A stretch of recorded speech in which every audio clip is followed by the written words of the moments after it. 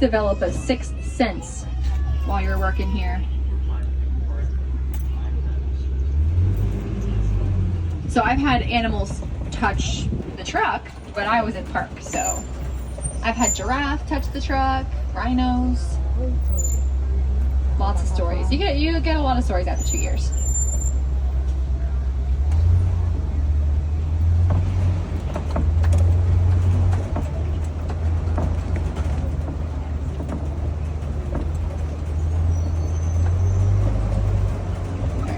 We are going to get back on the move here. We are going to go poli poli, which does mean slowly, slowly, or very slowly. In Swahili, if you put the two words together, just put emphasis on the second word. Just like there is tamu tamu, which is back out in the village, which does mean sweet, sweet, or very sweet.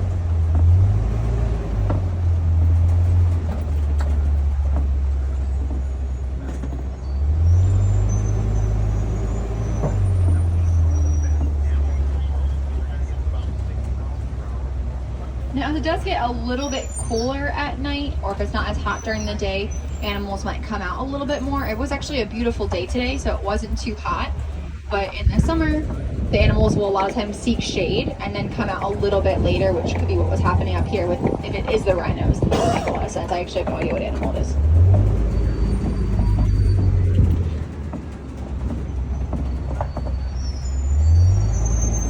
So especially as we close a little bit later, because it'll get dark a little bit later, so over the summer we'll close later, and sometimes the animals are out until the last minute just because they don't want to go back inside just yet.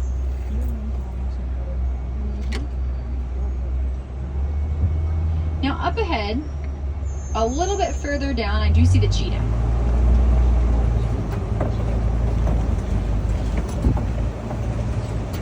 It's going to be blocked by some trees. I'm going to do again a few double takes. They are the fastest animal on land, reaching speeds of up to 70, and they can go to 60 in about 3 seconds. There's two of them there. Left or right? Left. Oh, Their claws are always out. It helps them to run that fast and gives them lots of traction. Their tail helps too. It acts as a rudder. And they are sprinters, not long distance runners. Their bodies can only maintain that speed for the length of about 2 football fields before overheating. And speaking of sports, cheetahs have black lines that go from the corner of their eyes down to the corner of their mouth. They're called tear marks. They essentially do the exact same thing when athletes put eye black under their eyes to help block out the sun. It's beneficial for cheetahs because they are daytime hunters, while other cats are nocturnal and will hunt at night. Now, if you compare cheetahs to other cats like lions, there are a few differences. That first being the fact that cheetahs will hunt during the day. It does reduce competition. Also, lions always have, or those lions, their claws are retractable. Cheetahs always have their claws out. Helps them to sneak up on their prey. And you see those rhinos that I was talking about. Up ahead, they'll be over on the right, so we'll see them as we go all the way around the copies. Another thing is, one trait of a big cat is they can roar, but cheetahs can't. Instead, they will make chirping noises. They're also the largest cat that can purr. And lions, they will rest around 16 to 20 hours a day. Again, they're nocturnal, so they're more active at night. And it's typically the females that will do the hunting while the males stay back. But those 16 and 20 hours is not consecutive. It depends on weather and time of day. So if it's really hot outside or super sunny, they might seek shade or lower ground. But there's the male. See, the lion's coming. Sleeping. You see that beautiful mane that he has? Those manes are a form of self-defense and help to protect their neck. Up ahead, I see some burrows. That's a sign there could be a warthog nearby. Hard to see because they will go all the way into their burrows. They're going backwards. That way their tusks are facing out. They can defend themselves. Ostrich. So as we go around here, we'll see a few animals. I do see the rhinos again. We'll also see, I think I saw the ostriches over there, but I think I saw another antelope, unless I saw an additional ostrich because there's 3.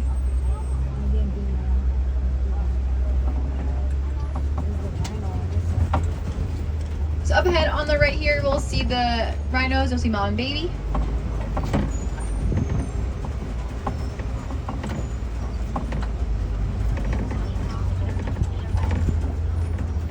And then we'll see the ostrich and the water buck, because I did end up seeing that antelope over here. It's going to be on the right-hand side.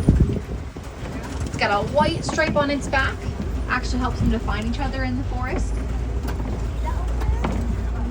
Now the ostrich is the largest bird in the world that can't fly. They are completely terrestrial. Oh, wow. They're too Look heavy to how close fly, it is. but they'll still use their wings to help them balance and steer as they run. They can run about 40 miles an hour, 40 to 45. They are the fastest animal on 2 legs. We did see 2 females. We can tell based on the color of their feathers.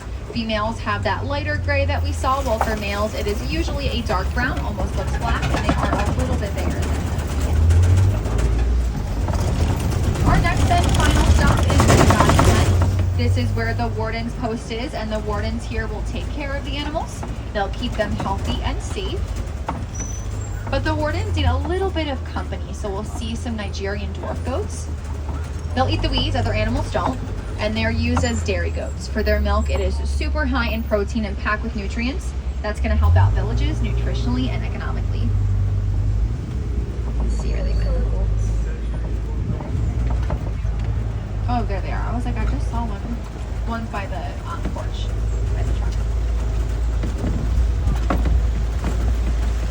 The purpose of this post is to promote conservation, also coexistence between humans and animals. The goats help with that. They're friendly, they're playful, and they make great companions for the wardens.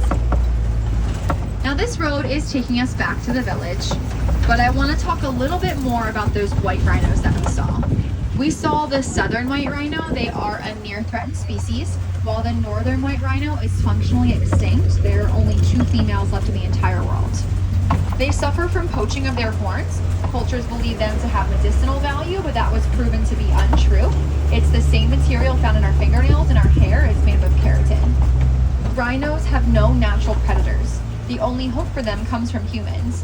So it's a shame they're being harmed for the same thing that you and I grow. There are all different ways to help out these larger animals like rhinos and elephants, or even some smaller ones like monkeys and gorillas. And we can start off by recycling that coal tan that I mentioned. By recycling electronics that we don't want anymore or that are broken, we can help to rebuild their homes. Little things like reduce, reuse, recycle, and research can make a big difference for these animals on reserves and in the wild. So go out and share the stories you have learned today.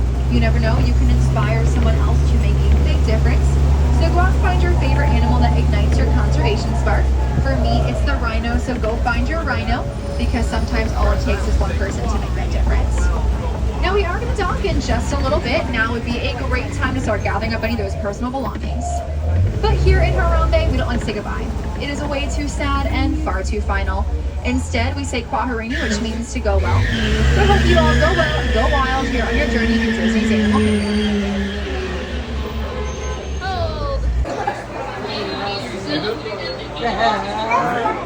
Oh my goodness.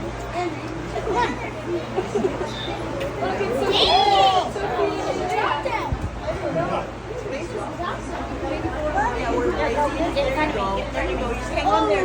Oh, look at the little one. Thank you. He looks so smart. Oh, look at it. See? Look at him. There's a footsie. It's so quiet. What?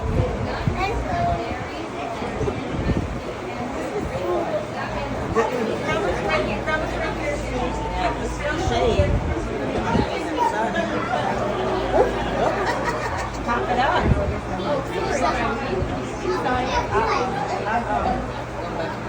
Oh,